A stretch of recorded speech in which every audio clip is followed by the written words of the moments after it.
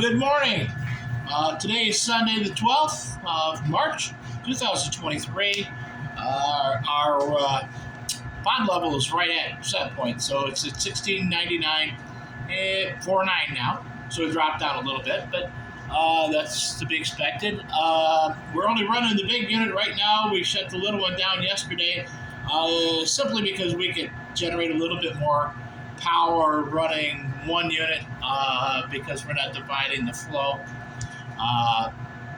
It's efficiency thing. Plus, running the bigger unit gives us a buffer so that when as more water comes down the river, it's got 50% more capacity than it's using right now. So we're in good shape for a while. Plus, it puts out more heat. That is the only heat in the building. We do have some. We have one heater that's mounted. It blows out that way, but it doesn't heat the whole building. It doesn't bring it up. It'll maintain about 50 degrees, and that's about it. But as long as we're running the big unit, it'll keep it 70 degrees in there without any problem at all. As the outside temperature comes up, right now it's 12 degrees outside. As the temperature comes up, it will also come up inside, so we can see near 80 in here at any given time. Running full speed, we will see 85 degrees. Then we will have to run the exhaust fan all the time. We're looking at we've got a winter weather watch for our area. The farther south you go, it's a winter weather warning. It looks like the biggest part of the storm is going to go south, which really doesn't hurt my feelings at all. I'm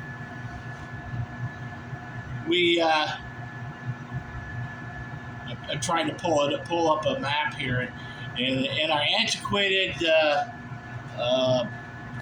internet that we have, as I call it, it's the Bedrock's finest.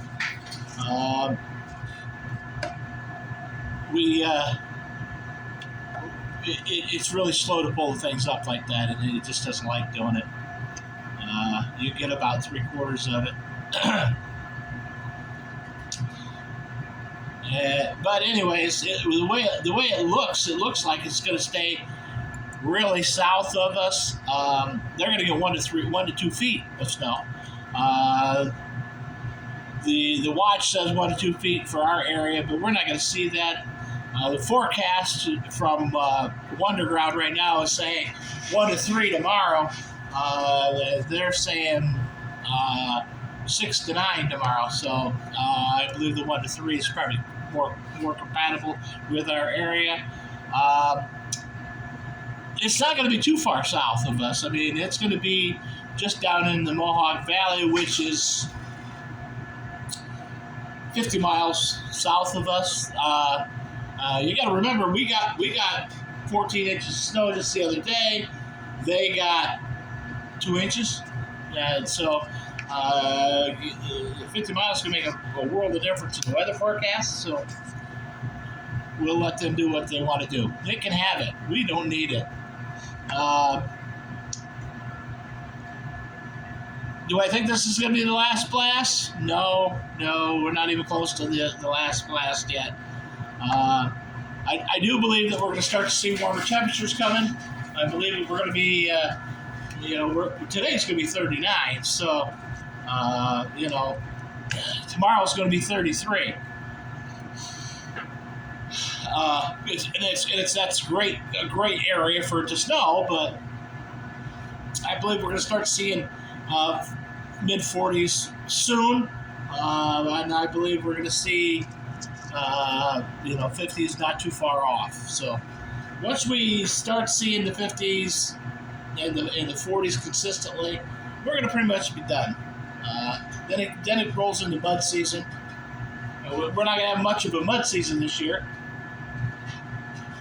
simply because we don't have that much snow. Yeah, we got, right now we got like 14 inches on the ground, but here, that's not much snow. I mean, we're usually 60 inches at this time. So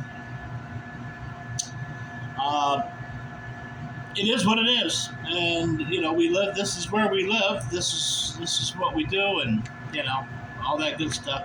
I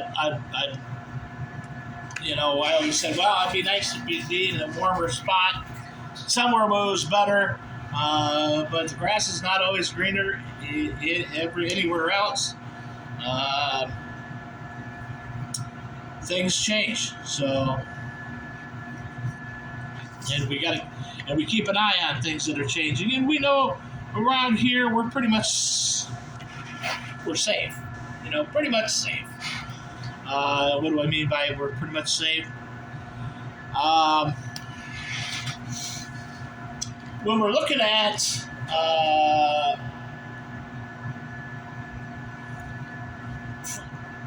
Friday, let's jump back to Friday. Friday, the 16th largest bank in the United States failed. The federal government, the Federal Reserve stepped in, took over the bank, secured everything, locked everything down. A lot of people are going, hey, that's a good idea because it's never going to be bad because the federal government insures deposits. Well, that's correct. The FDIC.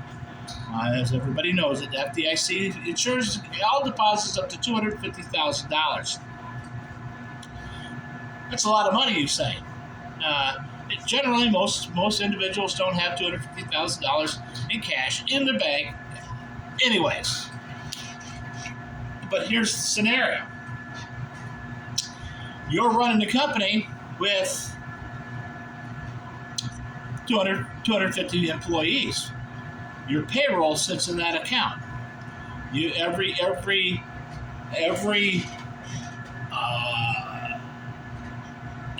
week or every 2 weeks or whatever it is, you deposit money into that account to cover your payroll.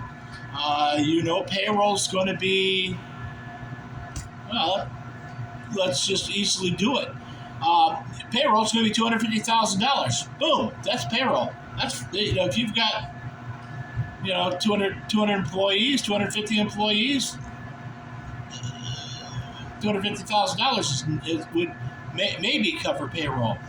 Probably you're going to have 400, 450, maybe $1 million are sitting in that account.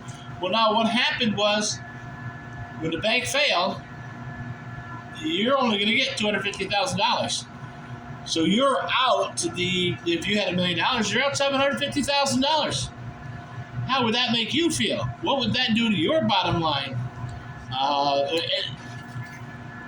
And that is just a real small example.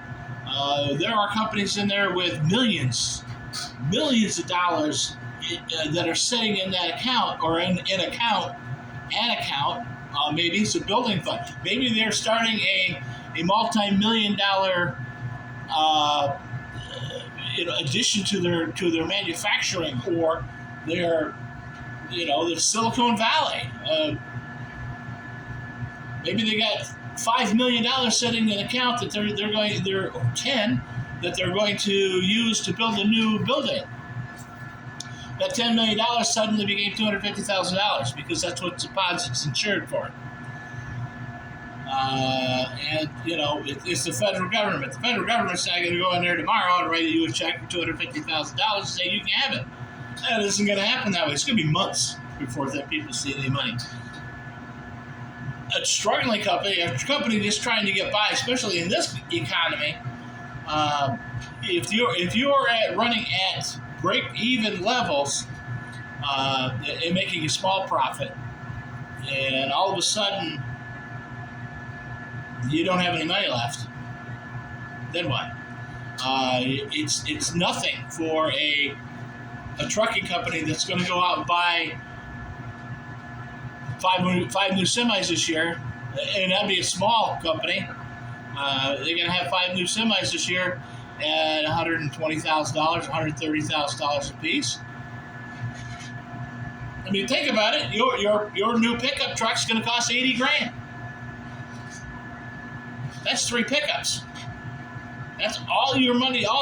if you had enough money in there, a car dealer with their inventory, they'll have $400,000-$500,000. Now they're only going to have $250,000. There's a ripple effect that's going to be taking place on that. That ripple effect is going to affect other businesses, other banks, because other banks would be, I'm going to put my money buying a account in their bank to make money off for my bank. That's going to have an effect. And on the stock market, things are going to be. I look for the stock market to drop 10% this week. So the ripple effect of that happening, even though it's backed up by the Federal Reserve, is going to be astronomical. That's and they're throwing around the too big to fail, but there is no such thing. Too big to fail, that would be, I don't know. Look at the GM when they said, "Well, GM's too big to fail." Well, no, it's not. It really isn't. When they're mismanaged and they're running bad, then they go out of business. It's that simple. Somebody will come in and buy it or buy parts of it. And dividing it up, it's not going to hurt anything. The bank is not even close to being too big to fail. It can fail. It was mismanaged. It was bad. It was bad timing. They got involved. They bought their T-bills and their treasury accounts to make their profit, and said, well, we're going to buy them now at this level at 1.5%, say, but interest then went up to 2%. So they were losing money on there. Now they have to keep 10% of all deposits in the bank so that people can draw their money. But then when people go, they're in trouble, we're going to go get our money. Or we're going to transfer our money out of their bank. When that starts happening, then the bank can't cover the transactions, and therefore it does fail. And that's really what happened. Are other banks going to start seeing that happening? Probably. The other banks are going to be. What are you going to do?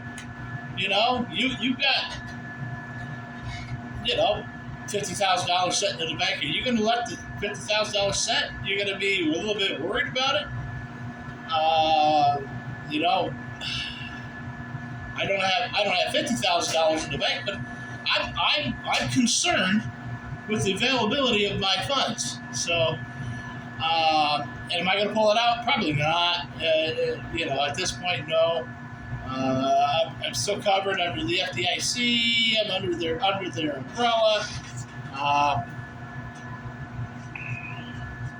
We sit and watch, sit and wait, see what happens.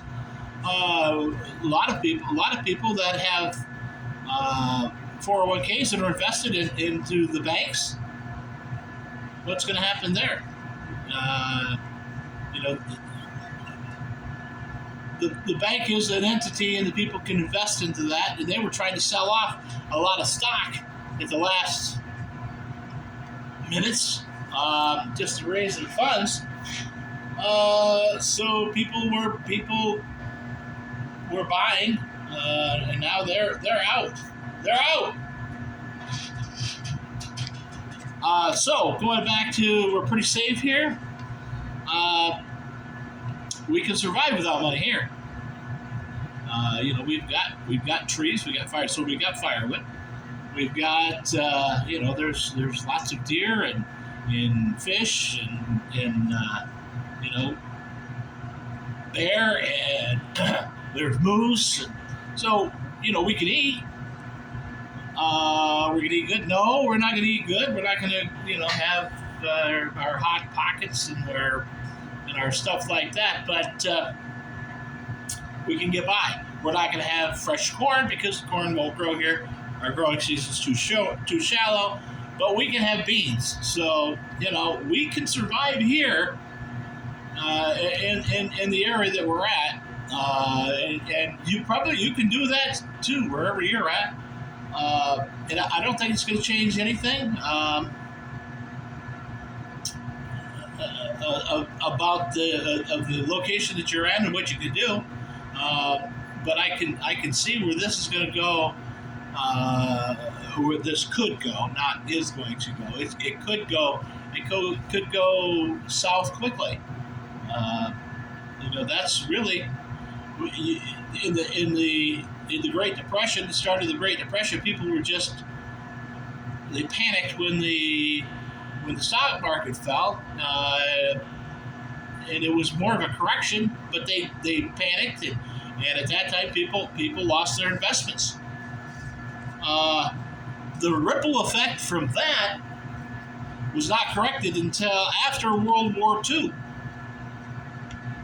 People will argue with you and say, no, it was only ran until the Second World War, and things were getting better. But realistically, it wasn't for the Second World War, we wouldn't have came out of the Depression the way we did. We came out, we went into the war, and everybody went to work to build whatever we needed for the war effort, and that really was the boost in the arm that the economy needed. But when the war was over, we had an influx of people, and the economy kind of took a hit because all those men came back from war and were looking for jobs. Well, people had those jobs. And so, it took a little while for things to they were converting back. Companies were converting back from war effort to cars and homes and whatever. But that's what helps out of that. So it was truly after. It was almost 47, 48 before things got better. So, it's realistic that we could see that kind of thing happening. And it wouldn't take much. If Monday the stock market opened up and it dropped 40 points, they're going to shut it down. That's going to create a bigger ripple effect, and people are going to get in even bigger panics.